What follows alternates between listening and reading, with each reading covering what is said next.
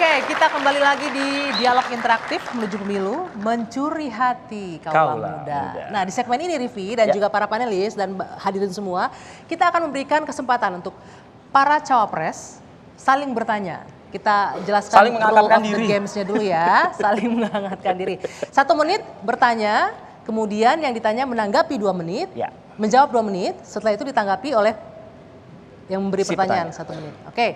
Tadi kan yang dimulai Gus Imin, sekarang Prof Mahfud, kita kasih kesempatan untuk bertanya ke Gus Imin. Silakan Prof Mahfud digunakan mic-nya dan pertanyaan Prof Mahfud juga sekaligus memulai waktu mundur kita, silakan.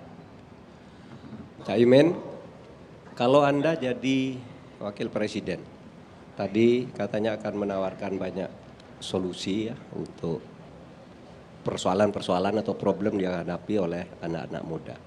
Sekarang persoalan yang dihadapi anak muda itu berdasar hasil survei. Itu kan pertama masalah lapangan kerja. Dan itu yang terbanyak. Ada juga kesehatan mental ya, yang juga itu tercatat di dalam hasil survei. Nah mungkin anak-anak muda itu perlu diberi harapan oleh pemerintah, dan Cak Imin yang akan menawarkan solusi-solusi itu tentu punya gambaran apa yang dari sekarang bisa disampaikan sebagai solusi untuk menjadi solusi pemerintah juga, bukan hanya solusi yang ditawarkan. Nah itu yang saya tanyakan, apa yang mau dijanjikan kepada anak-anak muda. Oke, 2 menit dari silakan.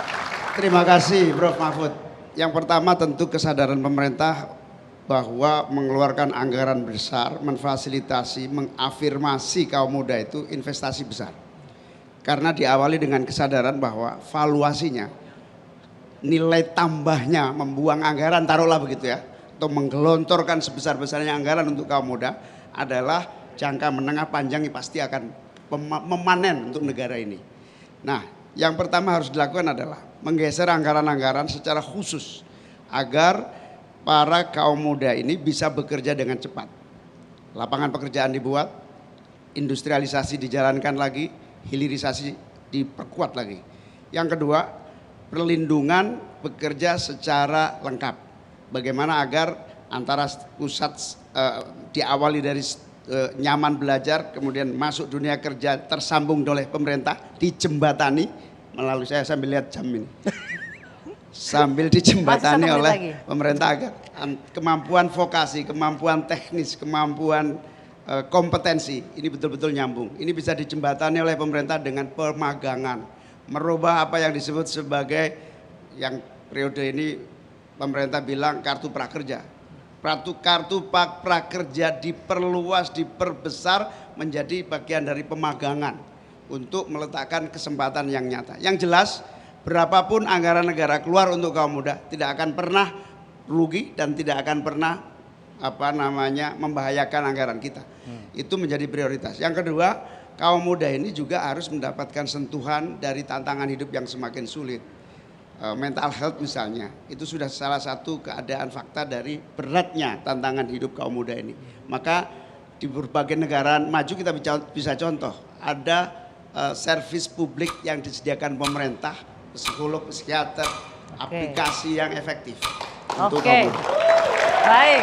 Pak Mahfud, silakan 1 menit durasi Anda untuk menanggapi jawaban Gus Imin. Bagus menurut saya, itu realistis dan itu yang dibutuhkan. Saya ingin menambahkan juga, anak muda ini kan terbagi dalam 2 kelompok arah kecenderungan. Pertama, kecenderungan munculnya ekonomi kreatif. Nah, saya kira ekonomi kreatif ini harus kita ciptakan lapangan-lapangannya untuk mereka. Tetapi jangan lupa juga sumber daya alam kita yang luas tadi. Yang saya katakan ada 17.508 pulau itu kan harus dikelola dengan baik. Oleh sebab itu pendidikan menurut saya menjadi sangat penting dibuka kepada anak-anak muda ini agar nantinya proyek hilirisasi, industrialisasi dan sebagainya seperti yang dikatakan tadi itu bisa ada yang menangani serius. Kalau yang ekonomi kreatif itu kan lebih menghendaki kebebasan dan tanpa modal-modal besar, tanpa keahlian-keahlian yang canggih-canggih. Tapi yang satunya ini menjadi Oke. Mana yel-yelnya? Mana dia yel-yelnya? Tunggu. Saya mau nanggapi dikit, boleh nggak Caimin? Tadi Caimin bilang kartu prakerja harusnya diluaskan lagi. Jadi ini mau perubahan atau mau melanjutkan sebenarnya? Hah? Diluaskan dipakai itu kartu prakerjanya. Jadi saya sebetulnya mau ngomong dievaluasi total gitu. Oh, dievaluasi total begitu ya. Okay. Tapi kan nggak enak sama koalisi yang sekarang. Gitu. Oke, mungkin panelis juga bisa menanggapi ya. Ya. Oke, Raffi mungkin dari paparan yang disampaikan oleh kedua calon wakil presiden ini, poin apa penting yang Anda mungkin bisa serap, bisa Anda mungkin analisa sedikit begitu? Ya kalau saya lihat memang kedua-duanya memang pantas untuk menjadi calon wakil presiden, saya akuin. Pasti setiap orang, setiap manusia memiliki lebih dan kurangnya. Tapi kalau sekarang saya boleh tanya lagi nggak nih? Sekarang saya mau nanya nih untuk Caimin dan juga untuk Profesor Mahfud MD. Ini adalah sekarang kalau anak-anak zaman sekarang salah satu kue, kalau kita lihat kue favorit untuk pekerjaan baru atau cita-cita mereka ditanya nih anak-anak zaman sekarang ditanyanya, kamu jadi apa? Aku mau jadi Atta Halilintar. Wah, kamu mau jadi siapa? Mau jadi Deddy Kobuser? Ada juga yang mau jadi saya. Nah ibaratnya ini khususnya untuk industri kreatif. Industri kreatif ini contohnya saya, Rans Entertainment, saya Raffi Ahmad dan Nagita Slavina. Kami yang tadinya dari content creator sekarang menjadi media creator. Dan mudah-mudahan mau go public 2025 doain aja. Tapi berawal dari sini. Jadi industri kreatif ini bukan sesuatu hal yang kecil. Ini industri kreatif ini adalah sesuatu hal yang intangible. Nah pertanyaan saya pastinya dari dunia kreatif ini mereka anak-anak muda ini ingin membuat fundamentalnya semakin kuat. Pasti akan membangun ekosistemnya untuk lebih berkembang.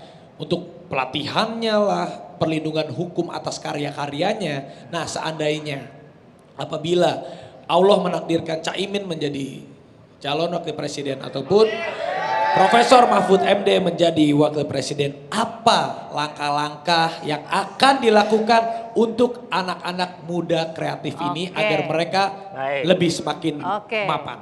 Tapi Raffi boleh sebentar dulu ya, pertanyaannya di-keep dulu karena kita mau melanjutkan sedikit ini. Pertanyaan dari Prof Mahfud ke Caimin, karena ini masih cross dulu, oke?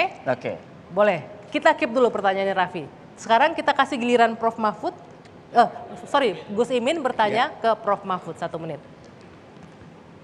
Pak Mahfud, di antara profesi yang paling disukai anak muda hari ini itu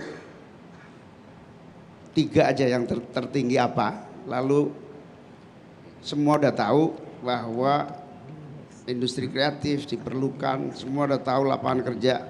Pertanyaannya kenapa 5-10 tahun terakhir ini kok terasa tidak mendapatkan perhatian serius dari anggaran kita? Masih ada setengah menit. Cukup? Tidak mau digunakan waktunya? Masih ada setengah menit? Cukup. Oke, cukup. Baik, kita kasih Prof Mahfud untuk menjawab, silakan. 2 menit dari sekarang. Ya. Oke, silakan. Ya. Jadi kalau Caimin, kalau pertanyaannya kenapa ya belum mendapat anggaran perhatian yang serius dari pemerintah kita. Nah mungkin itu yang harus menjadi perhatian pemerintah yang akan datang secara lebih serius gitu ya. Jadi kalau selama ini belum mendapat perhatian, barangkali kesadaran akan itu semua ya belum merata di kalangan pemerintahan, di kalangan DPR, mungkin eksekutifnya juga. Karena kan itu perlu instrumen-instrumen ya, instrumen hukum misalnya. Atau sekarang ini kalau kita melihat jaringan internet misalnya yang lebih banyak dimanfaatkan oleh anak-anak muda itu. Misalnya sekarang jaringan internet kita tuh kecepatannya baru 24,20. Ya, 24,20 itu satu hal yang sangat lambat. Sementara intervensinya sudah bagus. Artinya meluasnya jaringan internet itu sudah 86%. Artinya tinggal 14%. Itu akan lebih mudah diselesaikan untuk kedepannya. Misalnya kita kemarin tinggal melanjutkan proyek BTS yang kemarin sempat ribut, terjadi keributan karena korupsi, tapi itu pun sekarang sudah 86% kita jangkau intervensi kita terhadap masyarakat. Nanti akan lebih masuk lagi itu, kami masukkan lagi ke daerah-daerah itu akan mencapai 100%. Dan pada saat yang sama nanti apa yang harus dipikirkan untuk generasi muda dalam rangka itu semua, antara lain adalah misalnya internet gratis yang sudah dimulai di beberapa tempat, itu kita Indonesiakan besok. Oke. Baik. Silakan. Gus Imin, tanggapan Anda? Ya, benar sekali apa yang disampaikan Pak Mahfud. Saya tambah sedikit bahwa selain kebutuhan yang mendesak, investasi negara, pemerintah kepada kaum muda ini kebutuhan yang tidak bisa ditunda. Karena apa? Karena kalau ini lewat 5 tahun ke depan nggak dilakukan, maka usia yang menjadi bonus ini hilang, momentumnya hilang. Bagi saya jawaban Pak Mahfud tepat, pemerataan seluruh kebutuhan meningkatkan potensi kaum muda untuk berkreasi dan tumbuh. Masih ada setengah menit, Masih ada. Di sisi yang lain, kita juga harus menyadari kesalahan-kesalahan yang terjadi hari ini. Banyak anggaran untuk kaum muda, tapi diprotoli kecil-kecil gitu. Tidak diintegrasikan dalam satu program yang memadai. Kementerian Pemuda dan Olahraga mestinya, kalau mau nyebut Kementerian Pemuda, mestinya anggarannya harus besar dong. Yang bisa merangkum dari semuanya, mulai dari kreatif hub yang menyatukan kreator dengan investor dan seterusnya. Oke. Baik. Terima kasih Gus Imin atas tanggapannya. Saya tadi mungkin ingin melanjutkan tadi yang disampaikan oleh Raffi Ahmad. Ini mungkin ke Gus Imin terlebih dahulu ya, baru nanti ke Pak Mahfud. Apa langkah konkret Anda jika jadi cawapres, wapres begitu ya? Nah, untuk pelaku ekonomi kreatif. Ya, untuk orang-orang seperti Raffi di sini untuk media konkret kreatif. nyatanya seperti apa? Langsung saja. Waktu, silakan. Nggak pakai waktu, silakan. Ini bebas. Saya itu nggak suka dibatasi. Makanya kita nggak kasih waktu, Gus. Kalau ada Gus. pembatasan akan menghambat kecerdasan. Nah, Raffi bilang benar sekali bahwa campur tangan pemerintah mutlak. Karena semua sektor swasta mengalami penurunan karena krisis global, karena macam-macam. Pemerintah harus turun tangan. Yang pertama, kita harus bikin kreatif hub. Di situ para kreator, investor, teknologi digabung. Dan di setiap kabupaten kita buat. Supaya apa?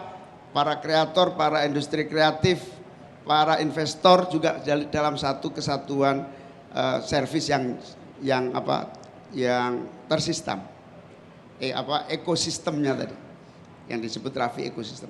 Jadi langkah pertama adalah pemerintah harus membangun ekosistem mulai dari inovator, kreator, produksi, investasi.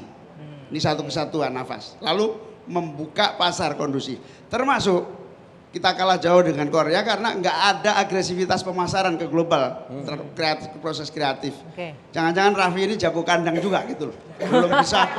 Belum bisa menerobos kehebatan.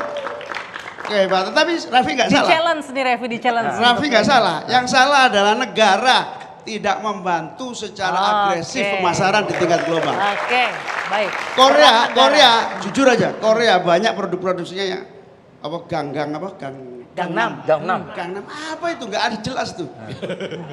Tapi digandrungi oleh orang secara global. Tapi globalkan dengan teknologi yang canggih, investasi yang besar, wah Indonesia ikut terpana juga. Jadi karena muda jadi menjadi konsumen dari seluruh produk-produk doktrin dari teknologi. Kapan dong kita yang kesana kan begitu ya? Iya, ini lagi investasi. Negara harus investasi. Baik. Sekarang kita dengarkan dari Prof Mahfud. Ya. Konkret kok. Saya menjanjikan sesuatu yang sudah sering dikatakan, gaspol. Satu, gas itu artinya kami akan menggandakan anggaran untuk keperluan anak muda. Tapi tidak cukup anggaran digandakan. Yang kedua, sikat korupsi. Gandakan sikat korupsi. Dan polnya itu poles birokrasi agar tidak korupsi dalam menggunakan anggaran. Itu aja. Oke, gaspol gitu Gaspol. katanya ya. Ini Raffi di challenge nih, bisa nggak go global nanti nih? Ya karena saya yakin, Caimin, Profesor Mahfud MD, karena saya yakin, bayangkan aja Korea yang tadi disebut sama Caimin, itu penduduknya nggak ada apa-apanya dibandingkan Asik. Indonesia. Bayangin kalau Indonesia 300 juta, dengan kita bergabung 270 semuanya, juta, ya. dengan kita pemerintah juga mensupport industri kreatifnya, harusnya kita bisa 5 kali lipat lebih internasional daripada Wow. K-pop. Oke. Siap. Itu.